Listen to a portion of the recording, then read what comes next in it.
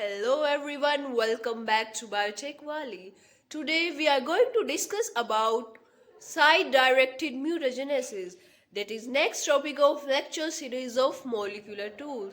So without wasting time, let's start. Hello guys, welcome back to Biotech Wali. Today we are going to talk about site-directed mutagenesis और इसी को हम क्या बोलते हैं Smiths method क्योंकि इस मेथड को जिसने इन्वेंट किया था उनका नाम था माइकल स्मिथ। दैट्स वाई हम इसको स्मिथ्स मेथड भी बोलते हैं। आपको म्यूटाजेनेसिस से समझ में आ रहा होगा कि इसमें हम लोग म्यूटेशन क्रिएट करने वाले हैं।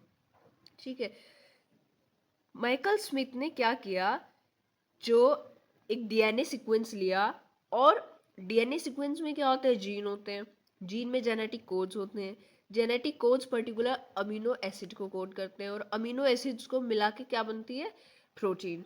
तो उसने क्या किया, अमीनो एसिड में म्यूटेशन क्रिएट किया जिससे कि जो प्रोटीन की प्रॉपर्टीज है वही चेंज हो गई, है ना, और फिर उसी की प्रॉपर्टीज उन्होंने पढ़ी। ठीक है, माइकल स्मिथ को उनकी इस डिस्कवरी के लिए नोबेल प्राइज भी मिला।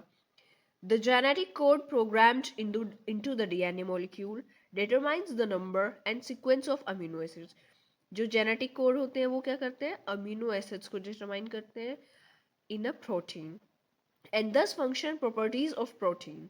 With Smith's method, it is possible to reprogram the genetic code. यानी स्मिथ ने क्या किया, जो जेनेटिक कोड थे जो अमीनो एसिड को कोड कर रहे थे उनको रीप्रोग्राम कर दिया, यानी उनमें म्यूटेशन क्रिएट किया। In this way, he replaced the specific amino acid in a protein. This is termed as site-directed mutagenesis. उन्होंने जो जेनेटिक कोड था उसको रीप्रोग्राम किया।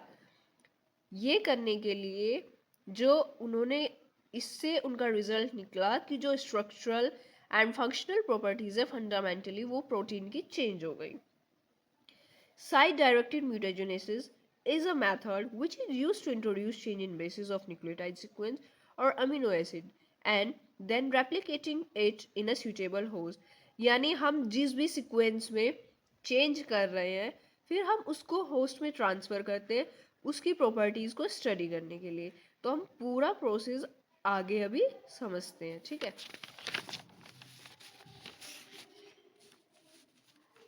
ये सिर्फ लर्नर्स हम एक एग्जांपल के थ्रू समझेंगे कैसे अमीनो एसिड में बेस चेंज करने से अमीनो एसिड दूसरा चेंज हो जाता है ना। जैसे AUG मैथ्योनिन के लिए कोड कर रहा है और CAC हिस्टडीन के लिए कोड कर रहा है। अब हमने CAC में C की जगह G को लगा दिया तो वो किसके लिए कोड करने लगेगा, एस्पार्टिक एसिड के लिए। तो यही सब हम एक प्रोसेस के थ्रू पूरा समझेंगे और फिर देखेंगे साइट डायरेक्टेड म्यूटाजेनेसिस कैसे किया जाता है। सबसे पहले हमको एक डीएनए मॉलिक्यूल लेना है जिसमें जीन ऑफ इंटरेस्ट हो, यानी जिस जीन में हम चेंज करना चाहते हैं उस जीन को लेना है।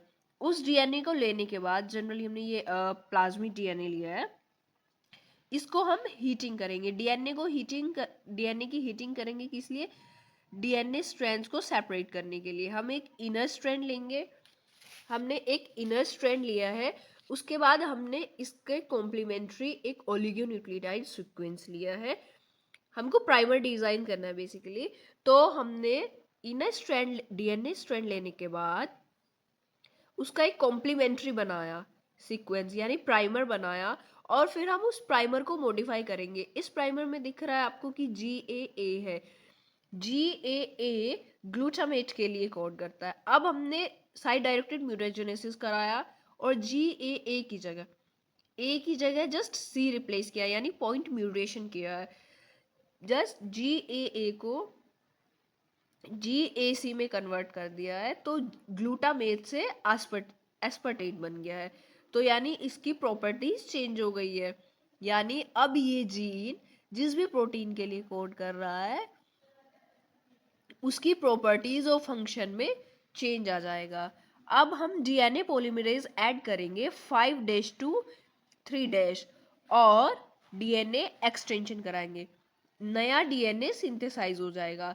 अब जो ये डीएनए नया सिंथेसाइज हो गया है ये क्या कैरी कर रहा है, ये नया डीएनए सीक्वेंस कैरी कर रहा है, जो जीन का सीक्वेंस है वो चेंज हो चुका है।